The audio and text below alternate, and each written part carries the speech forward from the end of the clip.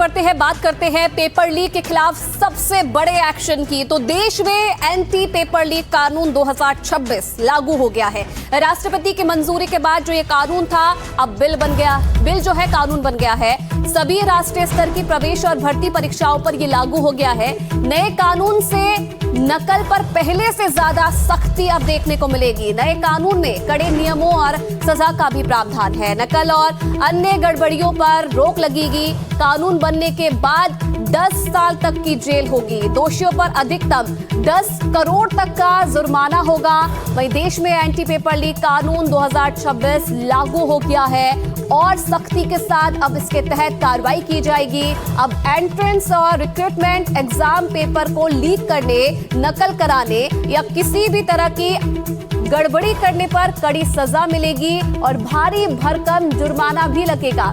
राष्ट्रपति की मंजूरी मिलने के बाद कानून को लेकर गजट नोटिफिकेशन भी जारी कर दिया गया है। कानून के दायरे में संघ लोक सेवा आयोग यानी कि यूपीएससी, कर्मचारी चयन आयोग यानी कि एसएससी, रेलवे भर्ती बोर्ड, आरआरबी, राष्ट्रीय परीक्षा एजेंसी, एनटीए और केंद्र सरकार के दूसरे मंत्रालयों और विभागों की सभी परीक्षाएं शामिल हैं। तो एंटी पेपर लीक जो बिल था वो कानून बन गया है और इस कानून में और सख्ती अब देखने को मिलेगी। आगे आने वाले समय में अगर किसी ने भी पेपर लीक किया, गड़बड़ी की तो उस पर बड़ी कार्रवाई इस कानून के तहत की जाएगी। तो देखिए, नीट पेपर लीक एक ऐसा मुद्दा है जिसकी वजह से देश के शिक्षा मंत्री को इस्तीफा देना पड़ा, जिसने एक बड़े आंदोलन को खड़ा कर दिया, जिस मुद्दे ने संसद ठप कर दी। आज हम आपके सामने करने जा रहे हैं नीट पेपर लीक पर अब तक का सबसे बड़ा खुलासा कि आखिर नीट का पेपर लीक कैसे हुआ। सीबीआई की जांच शीट से बहुत बड़ा खुलासा हुआ है। पेपर लीक करने के तरीके पर भी सीबीआई भी हैरान है। ऐसा पहले कभी नहीं हुआ था। न कोई व्हाट्सएप, न टेलीग्राम, न पेन ड्राइव, न पेपर की हार्ड कॉपी, और फिर भी पेपर लीक हो गया। इस पर बड़ा खुलासा हुआ है, पूरा सच आप भी देखिए।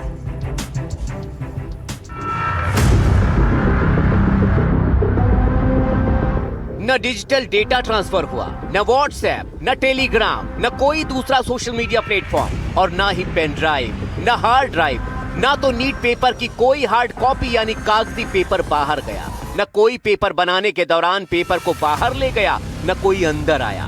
पेपर कमरे से बाहर गया ही नहीं, फिर भी पेपर लीक हो गया। ऐसा सस्पेंस जिसने सीबीआई के दिमाग की बत्ती का करंट भी उतार दिया था। सबूत तलाशने में सीबीआई के पैरों तले की जमीन भी खिसक गई थी। सोचिए, पेपर लीक के मास्टरमाइंड ने माइंड से ऐसा गेम खेला जिससे समूचे देश को हिला कर रख दिया, लेकिन सीबीआई को फिर भी सबूत नहीं मिल पा रहे। न कोई फुटप्रिंट, न कोई निशान, न कोई पेपर की कॉपी। सब कुछ सिर्फ दिमाग से किया गया। जी हाँ, सिर्फ दिमाग से, यानी माइंड से पूरा पेपर माइंड गेम रचाया गया। लेकिन कैसे हुआ, क्या आखिर? समूचा पेपर माइंड से लीक किया गया, कैसे, वो समझिए।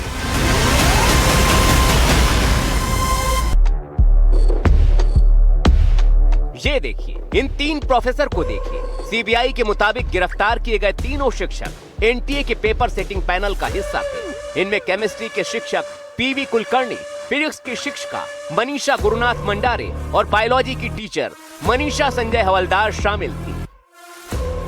नीट पेपर बनाने के दौरान एनटीए के ऑफिस में इनके पास न मोबाइल था, न कोई पेन होता था, न कोई पेपर। आते जाते समय इनकी सघन तलाशी होती थी, स्कैन किए जाते थे, तभी अंदर आने की इजाजत होती थी। लेकिन इन तीनों ने इन सारी सुरक्षा सावधानियों को अपने दिमाग से हराने की कोशिश रची और पेपर लीक का माइंड वाला माइंड गेम रच डाला। कैसे? बहुत ध्यान से सुनिएगा। सीबीआई जांच में किए गए दावों के मुताबिक इन तीनों को मराठी में पेपर अनुवाद करने की जिम्मेदारी मिली और वहीं से इन्होंने माइंड के जरिए पेपर लीक का माइंड गेम कर दिया। सीबीआई के मुताबिक अनुवाद करने की वजह से आरोपियों को अंतिम प्रश्न पत्र लंबे समय तक देखने और याद करने का मौका मिला। गिरफ्तार किए गए तीनों शिक्षक एनटीए के पेपर सेटिंग पैनल का हिस्सा था। जांच एजेंसी के मुताबिक अंतिम प्रश्न पत्र का अनुवाद करते समय इन्होंने कई सवाल याद कर लिए, अपने दिमाग में उतार लिए, या यूं कहें कि अपने दिमाग में एक क्वेश्चन बैंक तैयार कर लिया उसके बाद इन तीनों गुनहगारों ने अपने कोचिंग सेंटरों में यही सवाल अपने छात्रों को बताए, उनकी कॉपी में उतरवाए। इस तरह से सबूत भी ना मिले और